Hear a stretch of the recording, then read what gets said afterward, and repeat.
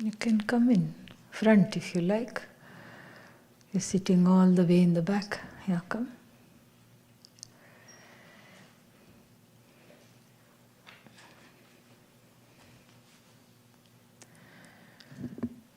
Om Shruti Smriti Purananam Alayam Karunalayam Namami Bhagavat Padam Shankaram Loka Shankaram Shankaram Shankaracharyam Keshavam Badarayanam Sutra Bhashya Kritau Vande Bhagavantau Punah Punah Ishvaro Gururatmeti Murti Bheda Vibhagine Vyomavadvyapta Dehaya Dakshinamurtaye Namaha Gukarastvandhakaro Vai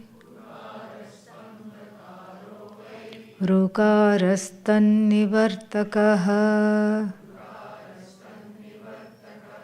Andhakara nirodhitvad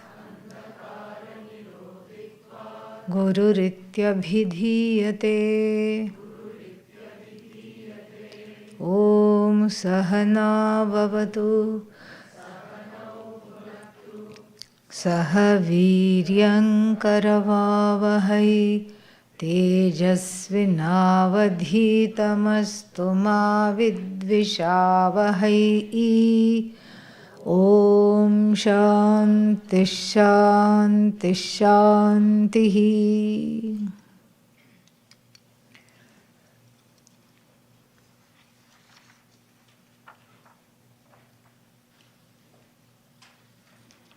We will chant from verse number 5 onwards.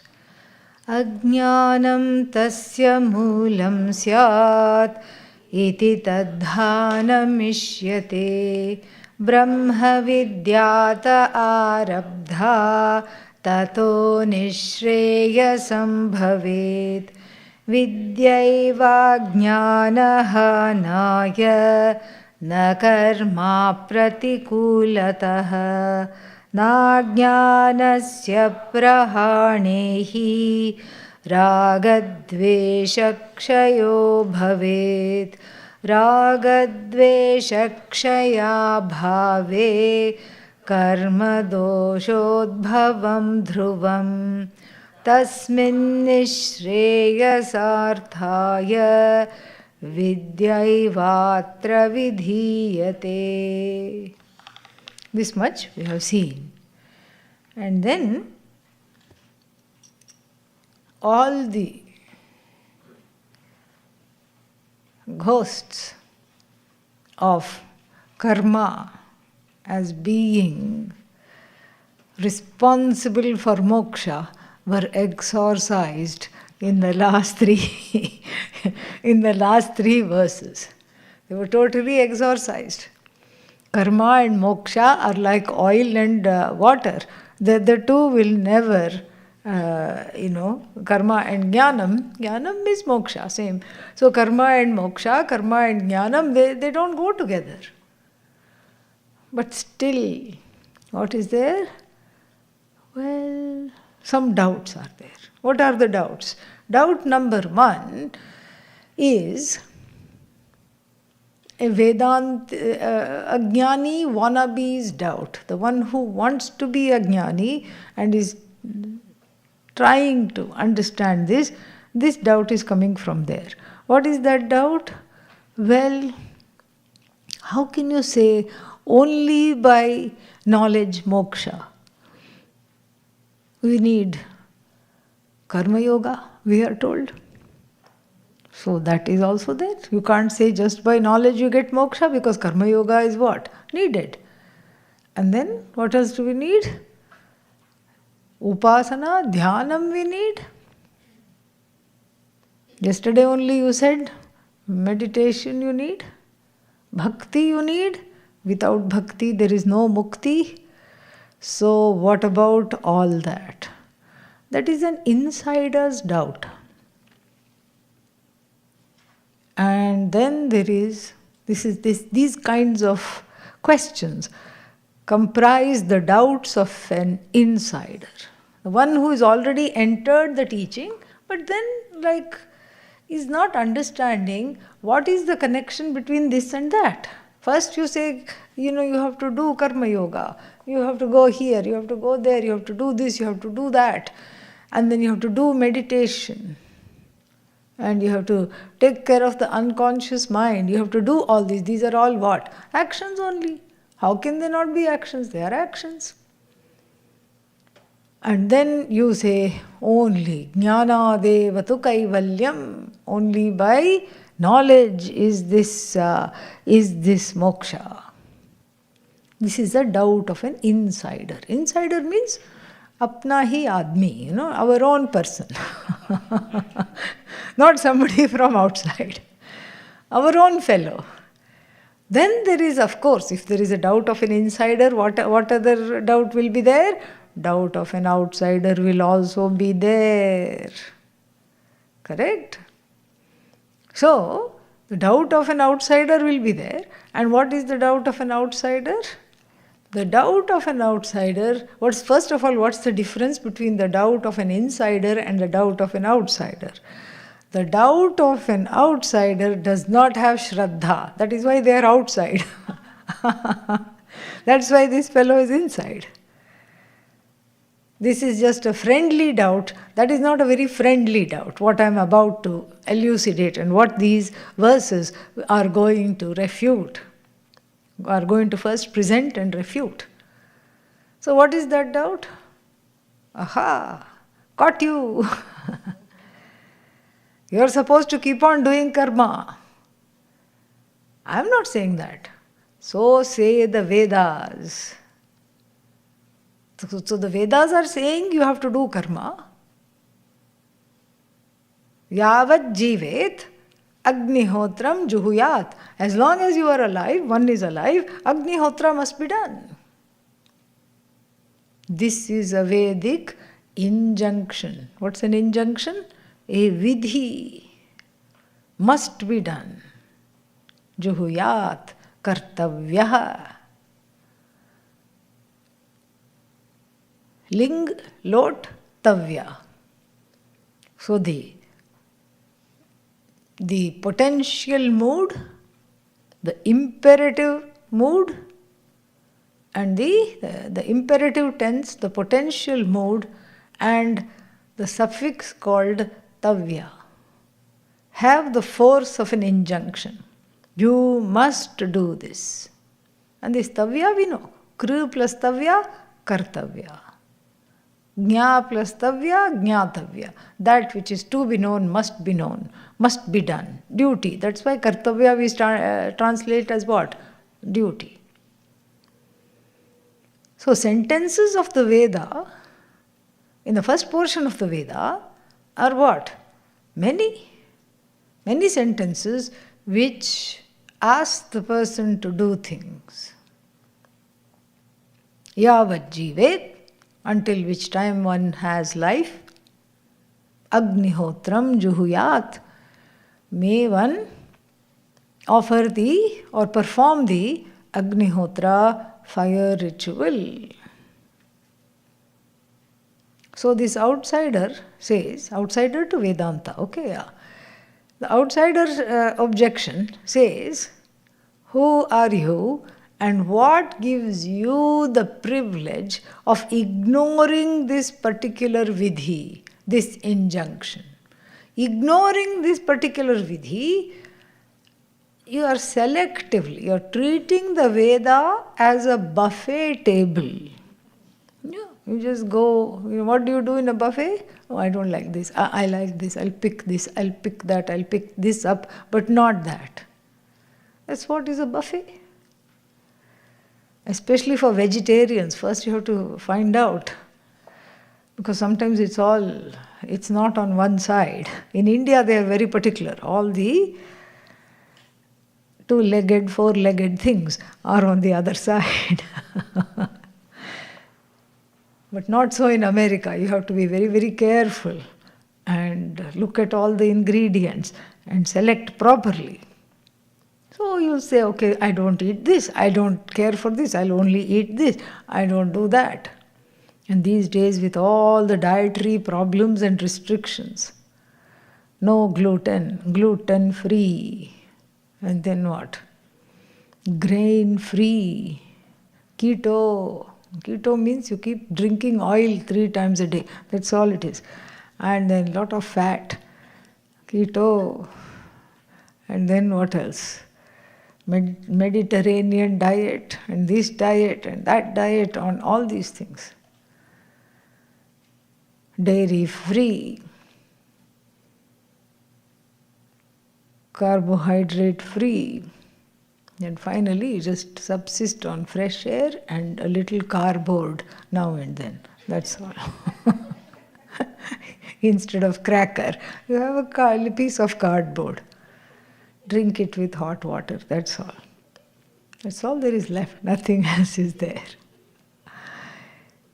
So, in the buffet, you just pick and choose what you want. The Veda is not a buffet. Who told you it's a buffet? You can't selectively say, I reject this. Yavat jivet agnihotram juhuyat. I don't want that. What do you want? Atmava are shrotavyah mantavyah nididhyasitavyah. I'll take that. That also has the force of vidhi, correct? Both of them have vidhi. This is, what is that? This is vidhiling, tense, potential tense. This is what? This is tavya, suffix. Both of them have the force of injunction. Who are you to choose? Who are you to say that this is what I will take and that is what I will reject? Who are you to choose? Veda is one whole thing, correct? No, Vedanta is there. Which idiot says the book and the last chapter? Does anybody talk like that? Nobody talks like that. Unless you're out of your mind, you don't say, here is a book on world history along with its last chapter. And this is what you do, Veda and Vedanta. Who says that? So therefore, you are wrong in thinking that the karma portion of the Veda is entirely irrelevant to the production of jnanam. Listen carefully. Yeah, this is the objection. Okay, don't think this is the answer. Yeah. An objection also must be so convincingly put forth that the person must be confused. What is being talked about? What is going on over here? And that is exactly what Adi Shankara does. So there is a series of volleys of dialogue between the Purva Pakshi, the objector, and the Siddhantin. Siddhantin means the one who establishes the correct understanding. That is Siddhantin. Then, so that is the correct one.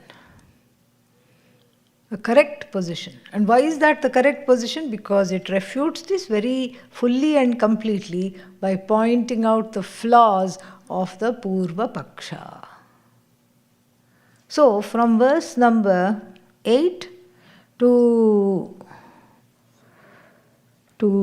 11, we have this particular dialogue between the Purva Pakshi and the Siddhantin. Nanu karma tatha nityam kartavyam jivane sati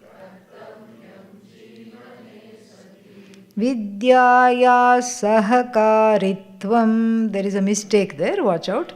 Yeah. Sahakaratvam it says in Devanagari, but the E has gone to have coffee. Okay, yeah.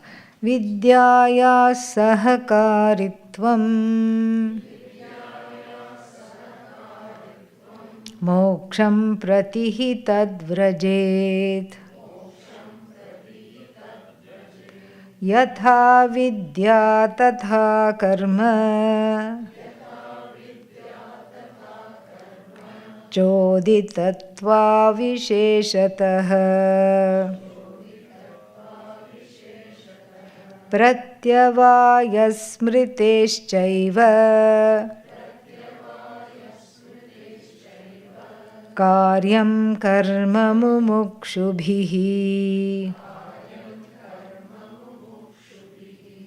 Yeah. So in these two verses, 3 objections are mounted, all from the outsider. The insider's objection I only articulated because it is there. This is all from the outsider. Who is this outsider? It's very important to get their psychological makeup as well. Because I began this retreat by saying that clarity and objectivity go together. So if the clarity is obfuscated, that means there is a lesha, a veneer of subjectivity. So where from does this subjectivity arise, we have to see. It's a very interesting thing to do the psychological analysis of the Purva Pakshis. Fantastic. Because then you kind of see, okay, this is the hopeless one. This is the angry one. You can see. And so who is this one? This one must have been, this particular kind of objector, must have been the middle child, always trying to mediate. Strike a conciliatory tone. Conflict averse. I don't want conflict. Nobody should fight. OMG, if anybody fights, I get very nervous and I get very upset. So nobody should fight. See, Purva Pakshis have feelings too. Okay, yeah. That's the problem. In fact, they have too many feelings and they are not able to see past them. So, this fellow is like, okay, let's all get along. Let's compromise. Let us say sometimes 2 plus 2 is 4. All right, I'll give it that to you. Let us also say sometimes what? 2 plus 2 is what? 3. No problem, let's get along. The main point is to get along. That's the background here.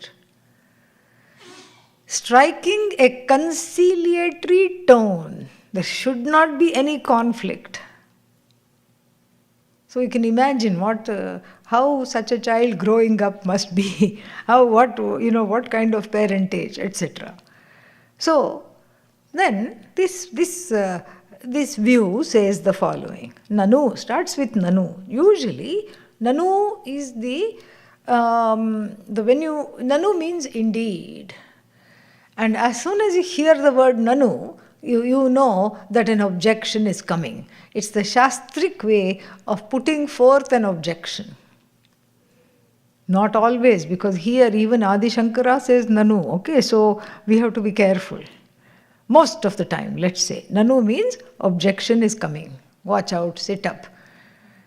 And then so, Nanu, it's an introduction to indicate the presence of an objection, which is the first time here since the text commenced. And so, Nityam karma tatha kartavyam jivane sati. Jivane sati nityam karma tatha kartavyam. So like I said, there are 3 objections hidden here. Now we are looking at objection number 1. What is the first objection? Tatha. Tatha means yatha choditam. Means however it has been told in the Vedas, tatha, in that manner, nitya karma must be done as long as the breath shall last. What is nitya karma? Obligatory religious duties are called nitya karma. Obligatory religious duties. And in the Vedic times, the Nitya Karma included Agnihotra. That's why I quoted that other quotation. Yavat jivet Agnihotram juhuyat. So you began the day with a fire ritual. Very difficult life, Vaidika life. There was no time to either be afraid or be sad. That was one good thing about it. It drove away the sadness and the fear because there was no time for either. Only two options with this Agnihotra, morning Agnihotra, evening Agnihotra, twice a day it had to be done. Only two options for the morning Agnihotra.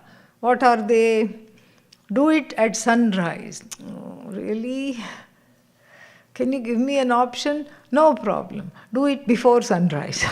That's only the two options. Udite juhoti. At sunrise, the fellow offers, the person, the husband and wife, together they offer. Or what? Anudite juhoti. Before the sun rises, you can do it, if you want a head start. So, then there is other Nitya Karma. The life in the Vedas kept you very on your toes and very emotionally healthy because you didn't have time to indulge in nonsensical emotions or imaginative something or the other. Then there was Nitya Karma in the sense of whatever propitiations given to various deities, etc. Then 5 kinds of yajnas after the Agnihotra was done. Propitiation to the devas, propitiation to manushyas. Whatever I have to give back, every day was an exercise in giving back. And by giving, one grows. This is exactly what we get from the ancient lifestyle. So, performance of Agnihotra, propitiations of the devas, and then towards other people also, there are certain duties that has to be performed. And propitiations to the rishis, arghya offered to the sun, all this comes under the 5 yajnas. Propitiation to the ancestors. Every day we remember, we are standing on your backs. You are the ones responsible because you have given us a body, you have given us a mind, you have given us the ability to worship, the ability to study, the ability to give back. We never forget the ancestors. And then that's the link to the past. That's the link to the ancient sages and rishis. So it's a very holy connection. That's why we don't forget the ancestors. Then Atithi Yajna. Anybody who drops in unannounced, you have to feed them. In fact, you're supposed to go out of the compound, look to the left, look to the right. Arey, koi hai? Anybody there? You have to say. And then whosoever it may be, you ceremoniously bring them inside, wash their feet, give them food, and then only you eat. This is the lifestyle. And so, and Bhuta Yajna, and there is also responsibilities towards the nature and all other beings. Beings that cannot talk. Dogs, cats, crows, all the things that surround us. Birds. To them also we have responsibilities. To the earth we have responsibility because she nourishes us. And to all these beings also some food is given. And so this all one has to do until one dies. Even for your knowledge. It's not my knowledge, okay? And I'm being selective here because I'm not looking at the knowledge portion at all. But I will tell you that you should not be selective. This is how Purva Pakshis are. They don't make a lot of sense. You can't look at them logically. And so this person says, you're supposed to do all these karmas. Nitya karma has to be done. This is just a sacred Nitya Karma. Secular Nitya Karma is also there. What is secular Nitya Karma? Secular Nitya Karma is like brushing your teeth. Obligatory duty. Well, I don't have to do that. Well, you won't have any friends. Nobody will sit next to you. from tomorrow if you stop doing that. You have to take a shower, you have to bathe, you have to clean. Keep the body clean. All this is secular. Laukika Nitya Karma, that's also there. Nitya Karma must be done every day. How can you say it cannot be done? Number one, because the Vedic injunction is that it must be done. Then, it will connect to the knowledge. Definitely. This is again the contender's position, okay? It will connect to the knowledge. But how will it connect to the knowledge? Well, this is a classic stock example. You want to cook rice, right? Yes, I want to make rice. What is the direct reason because of which the rice is cooked?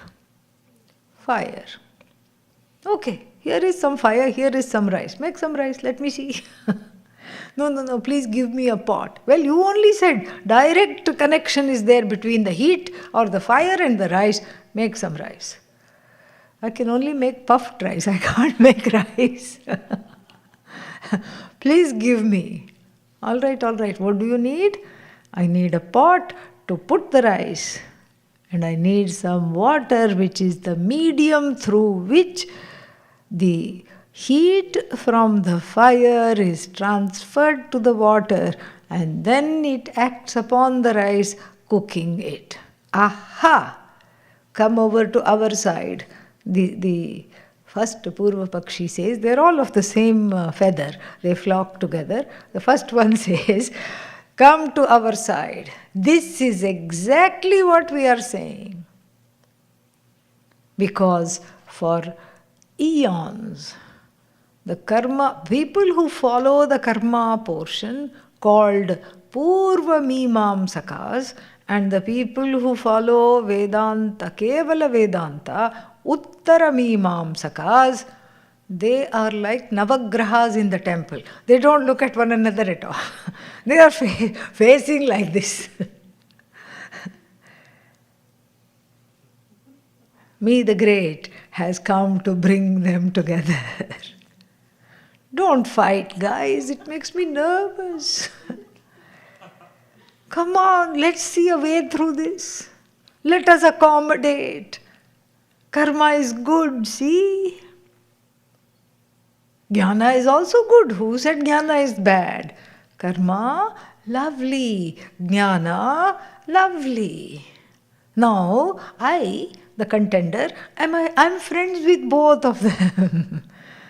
And I want to have both of you in my life. Don't make me choose. Perhaps the person had to choose between two parents. Who knows? But this is the mindset. We are not interested in doing a psychological analysis just for entertainment, but to understand the mindset of where the objection is coming from, so that we can understand that this is subjectivity. This is their own subjectivity being overlaid on the knowledge. You can see the obfuscation, you can see the problem here. So this is the mindset. With this mindset, the person, let us look at the verse, back to the verse now. The person says, Tatha nitya karma kartavyam jivane sati. And then, why? Vidyayaha. Because, the vidyayaha sahakaritvam. Because these actions are what? Helping you gain the knowledge. These actions are helping you gain the knowledge.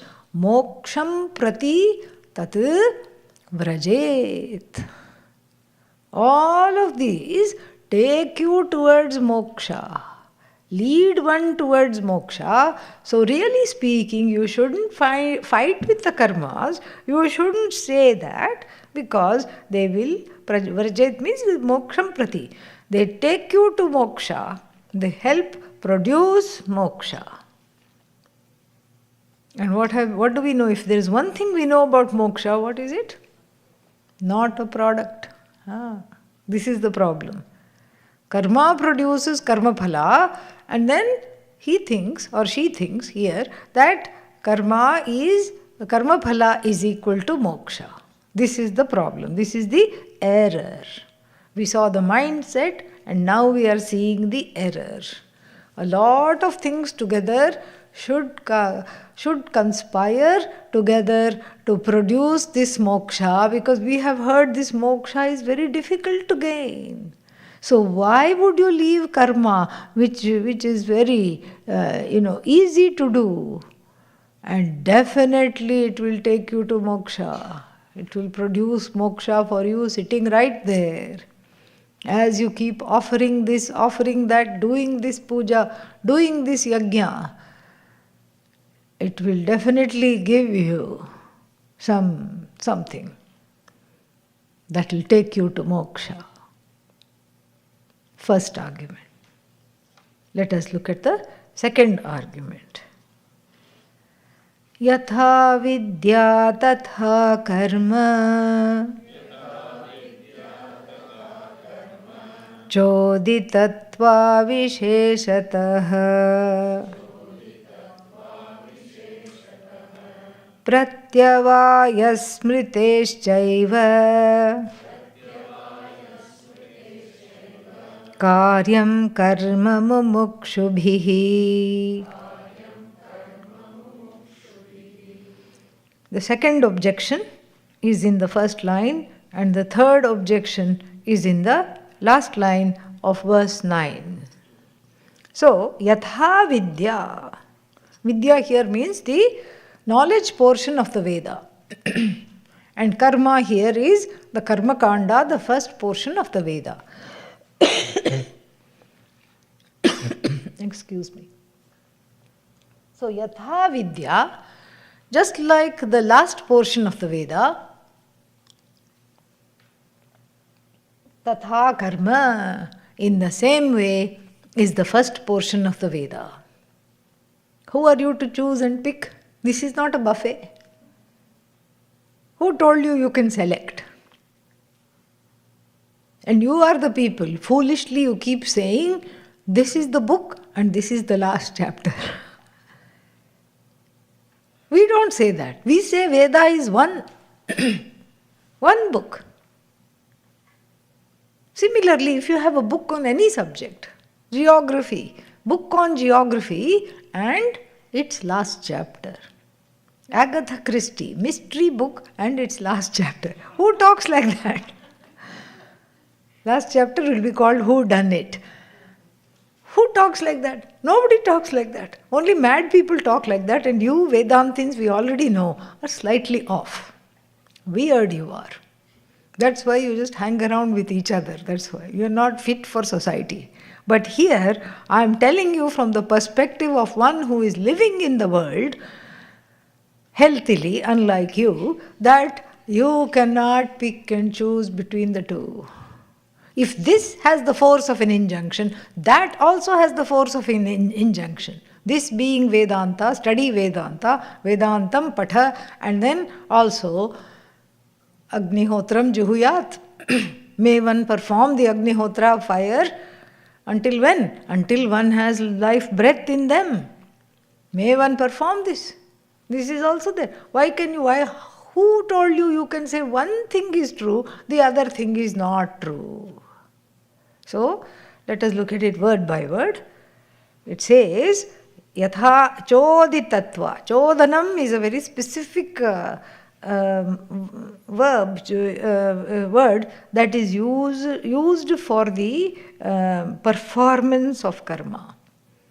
And it is used only in the Vedic context generally.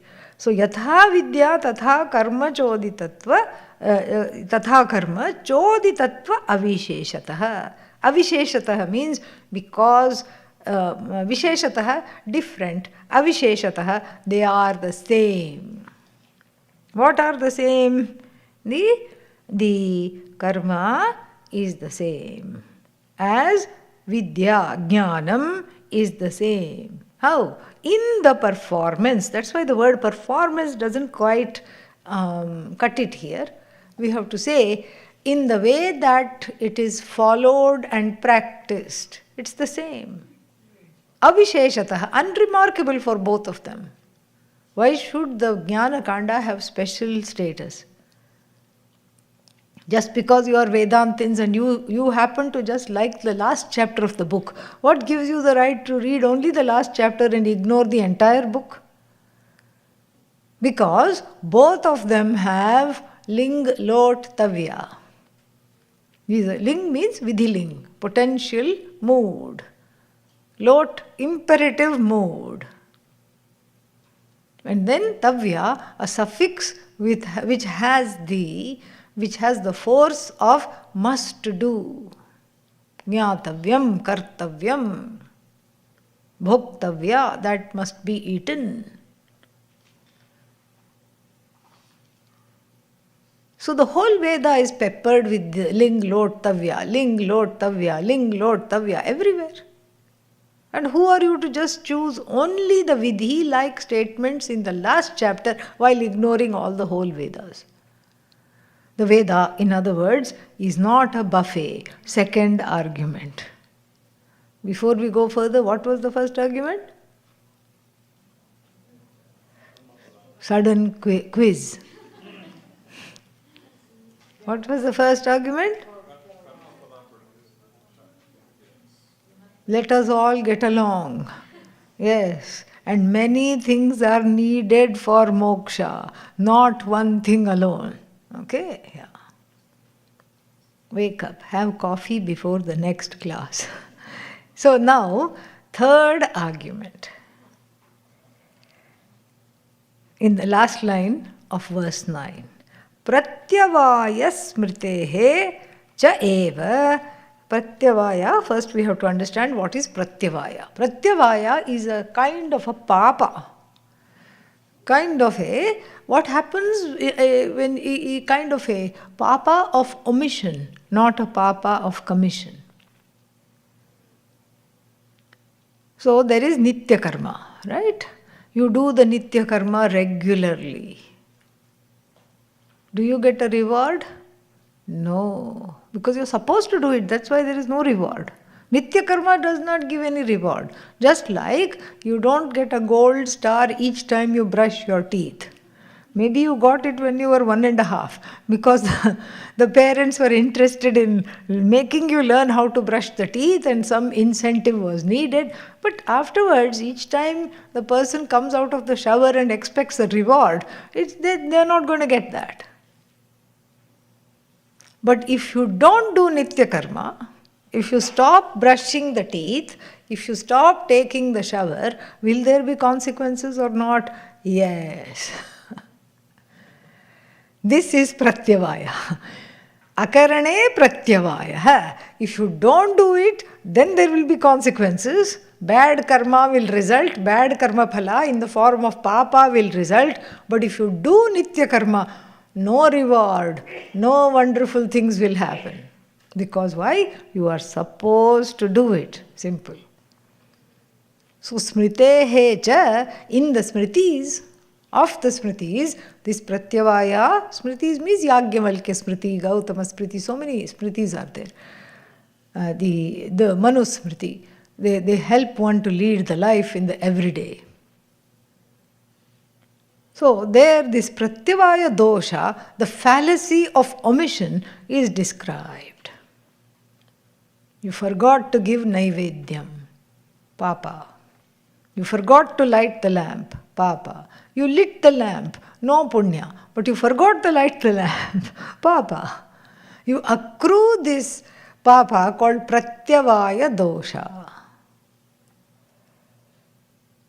And this is the third objection. So if you give up nitya karma and go only to the knowledge, then what will happen to pratyavaya dosha?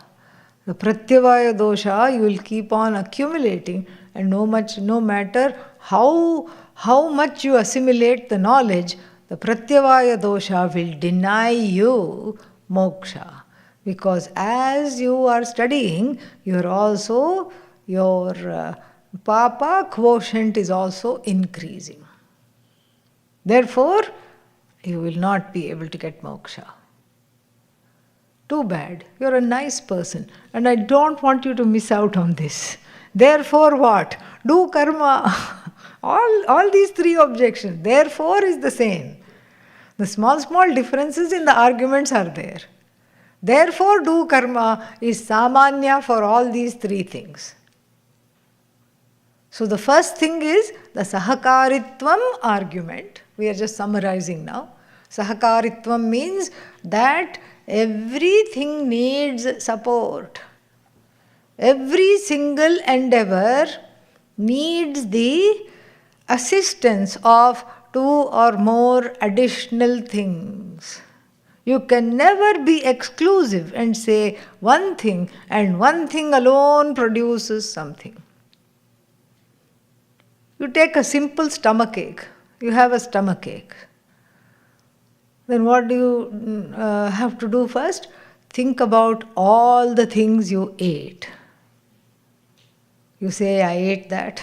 Oh, but I have always eaten that. But yeah, it tasted a little funny today, so I don't know. Was it that? Or was it the fruit? Or was it the combination? Or was it that? You can never say for certain. This particular thing only has caused the stomachache. Since you cannot say for certain, you say it's the combination of something that caused the combination of all of the things that caused the stomachache. So like this here, you can't say unequivocally that one thing and one thing alone is responsible for what? Moksha. Let us hurry up and agree that many things are required for moksha to be produced, just like many actions are required for karma phala also to be produced. Do you see the fallacy in this thinking?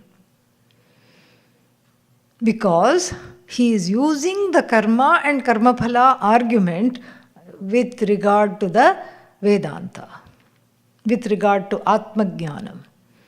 In the karma portion of the Veda, many things are needed. Like, for example, simple Agnihotra you take. And the Veda is very, very clever. Sometimes she is a little sly also. Because here, what does the Veda say?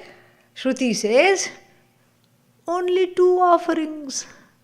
2 times a day. Come on, you can do this. And you think about it, yeah, I can do this, no problem. Then you start doing it, and then you are told that the Agnihotra is incomplete without the full moon rituals called Purnamasa. And the new moon ritual, I suppose once a month I can manage that. And the new moon ritual called Darsha.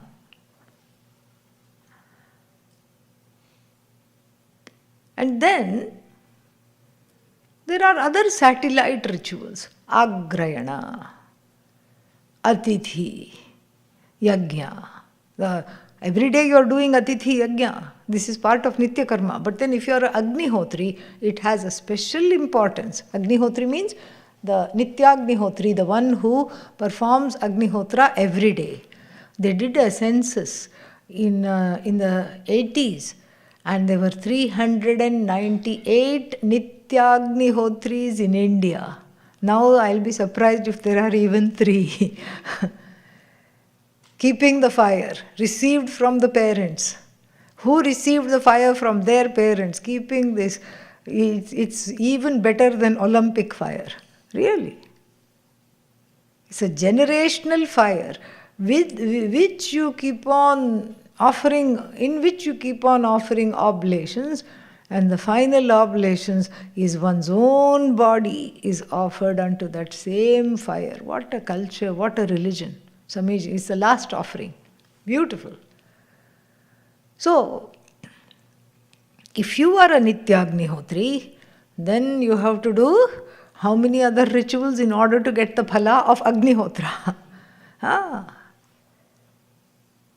Agnihotra produces the result. But the Agnihotra which is not accompanied by 16 priests. You will see from starting tomorrow 16 priests over there. Agnihotra which is not accompanied by 16 priests, and the Yajamana and Patni, the couple who is doing the homa, the wife and the husband, and then what else? Then you have to have also Atithi Yajna, special giving of gifts to Brahmanas, Atithis, etc. And then Agrayana. And all these things must be there for the Agnihotra to produce the result. Listen to this carefully. What is producing the result? Agnihotra is producing it's the phala of Agnihotra karma, but the Agnihotra is incomplete without all these other side yajnas or satellite yajnas, let us call them. Agnihotra is called the Angi, and the others are all Anga, portions.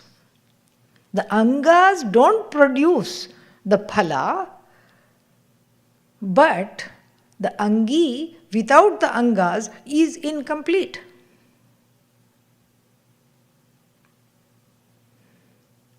So therefore, even a simple yajna like Agnihotra needs all these other things. Satellite rituals become what? Sahakarinaha. They help the Agnihotra in making it complete. The full moon ritual, the new moon ritual, all other mantras that need to be chanted, dakshina to be given, and the propitiation of various devatas, etc. They produce the result for what? The Agnihotra. So they are like the pot and the water. The Agnihotra is the fire and the rice is the karma phala. Got it? This is the argument.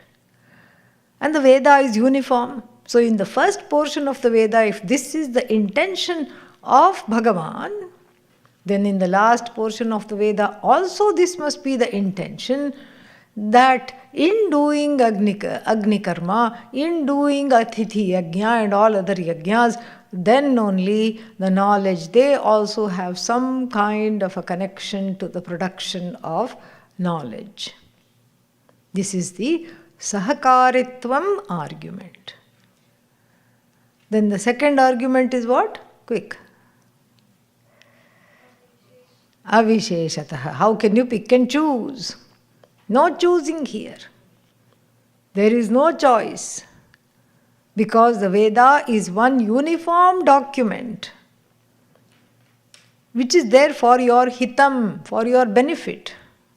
I'm not saying the knowledge is wrong or bad. I'm just saying that the same rules for the first portion should apply for the last portion as well. And if the same rules apply to both, then how can you pick and choose? You can't pick and choose. The chodanam, the way I look at it, and then the effects that it has in my life, the way I practice, quote unquote, practice the Veda in my life should be avishesha, should be the same whether we are talking of the knowledge portion at the end or the karma portion in the beginning. We don't have, this is Bhagavan's Bhagavad Vakya. These are Bhagavan's words, Bhagavad Vachanani. We cannot, we cannot pick and choose. We have to just follow everything. So keep doing karma and then attend a Vedanta class every now and then in between two yajnas. And if you can stay awake and not fall asleep after having done sunrise yajna. Okay, good luck. And so that is the second argument. The third argument, the final argument is that Pratyavaya dosha occurs. What is Pratyavaya dosha? Pratyavaya dosha means a dosha, a fallacy of omission. Omission of what? Omission in the performance of Nitya Karma. Nitya Karma has to be done. Kamya Karma you can leave. There are many kinds of karmas. I will talk about that. Kamya karma means I don't have to do this, but I want to do this. That you can let go of without incurring any papa. But things you have to do, you got to do them. You can't suddenly say, hey, I'm not going to do this. You can't say that. And this pratyavaya dosha keeps accumulating. Each time you attend Vedanta class, you are not doing Agnihotra, pratyavaya dosha, pratyavaya dosha, pratyavaya dosha, and that will inhibit what? Moksha. And so therefore, karyam karma, one more pratyaya which has the force of an injunction, yat pratyaya. Karyam, kru plus yat, karyam. There is adi vriddhi, the kru becomes kar and then yat, yam, karyam. Karyam karma, the karma must be done. By who? Even by this mumukshu. You can't say shoo shoo to the karma because I am a mumukshu. No, you have to do the karma. You've got to do this karma. You don't have an option. Satisfied, the Purva Pakshi folds the hands in a Swami Vivekananda position and leans back in the chair. What are you going to do to this? They don't know that they are confronting Adi Shankara. Of course, Adi Shankara has only set it all up, but I am just playing with it. They don't know who they are confronting. They are confronting the best Vedantin that ever existed, who is going to just make them into what? Mashed potatoes. That's what it is. He's going to level them to the ground. Like what is that called that? Road roller, bulldozer. Flatten all these arguments. First you take up the argument and you make it threadbare. You show all the fallacies. And then that is what's going to happen in the next one. Let us see. Nanu dhruva phala vidya nanyat kinchidapekshate nagnishto mo yathaivaanyat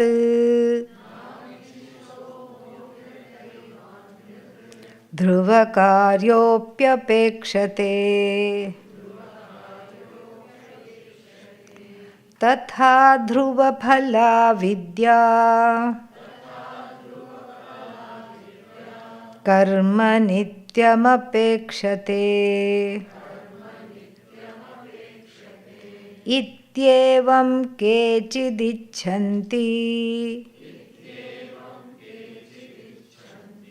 na karma pratikulatah. This is a little bit of a word salad, so we have to look at it carefully, and also it is mixed up with the objection and the solution, the resolution are both mixed up here. So the first nanu, the second nanu, where was the first nanu? At the beginning of verse number 8. Where is the second nanu? At the beginning of verse number 10. Very good. So the second nanu is not a question. What is it? Answer. The response. The response of Adi Shankara. So, dhruva phala vidya.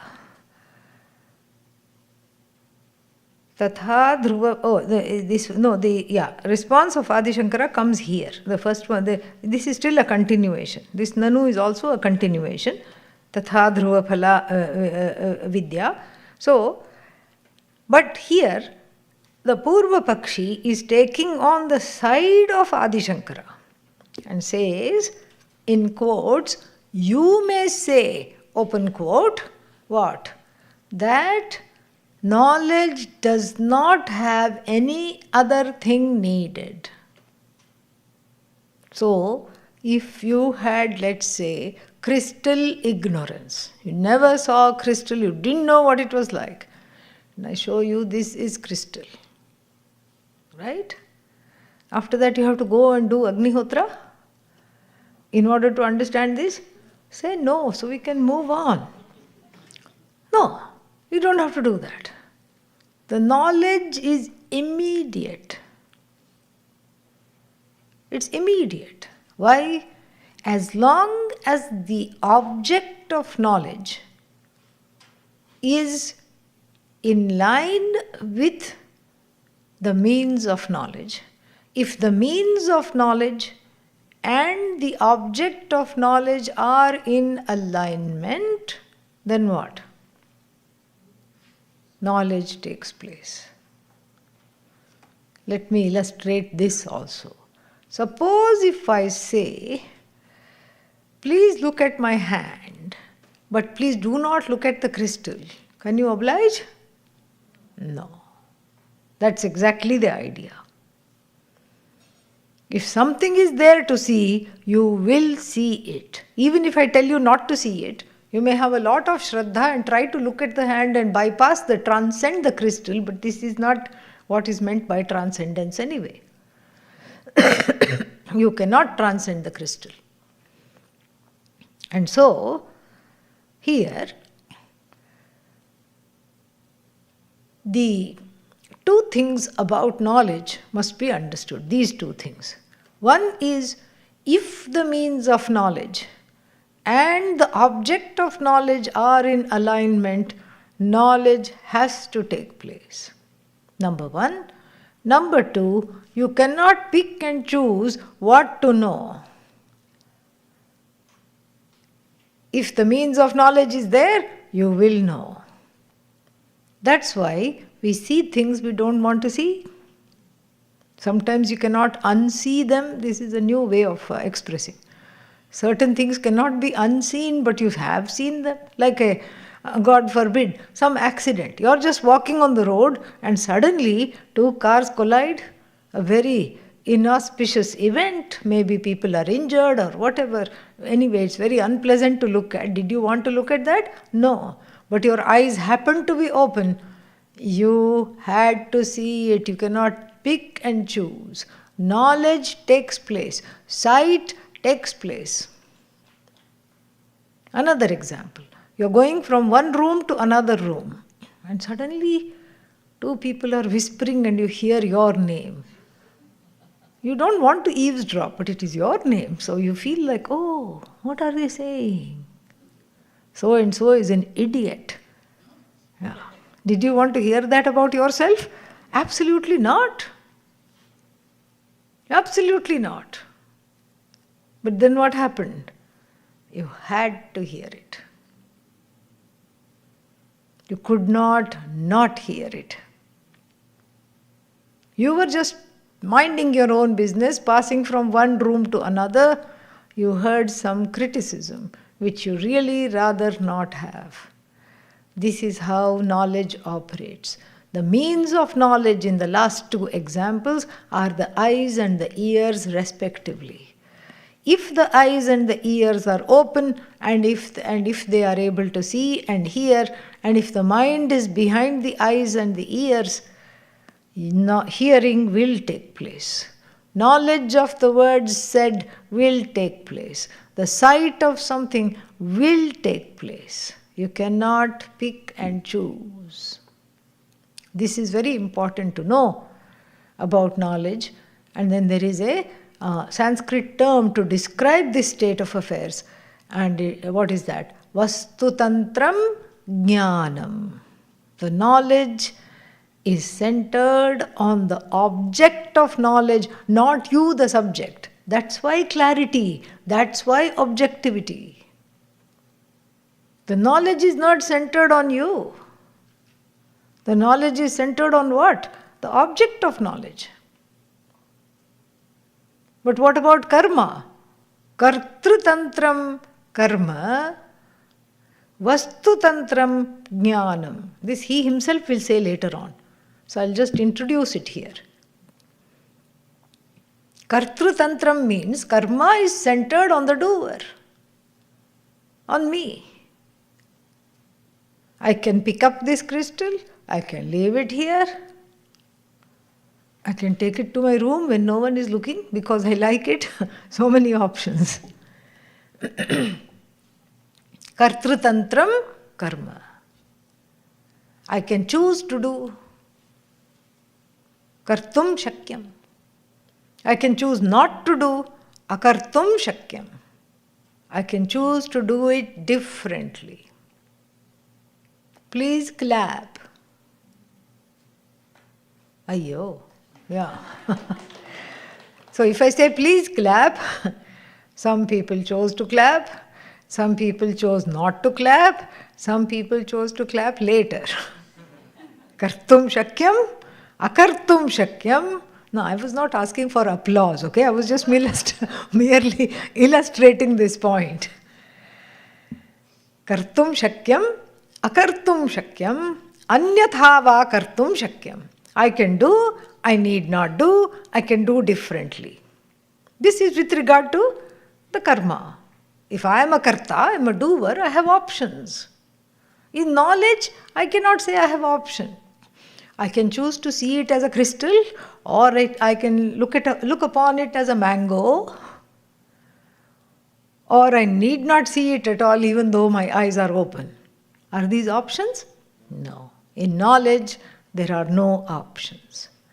More we'll see later. Om Purnamadav Purnamidam Purnat Purnamudachyate Purnasya Purnamadaya Purnamevavashishyate. Om Shanti Shanti Shanti. Harihi Om Shri Gurubhyo Namaha. Harihi Om.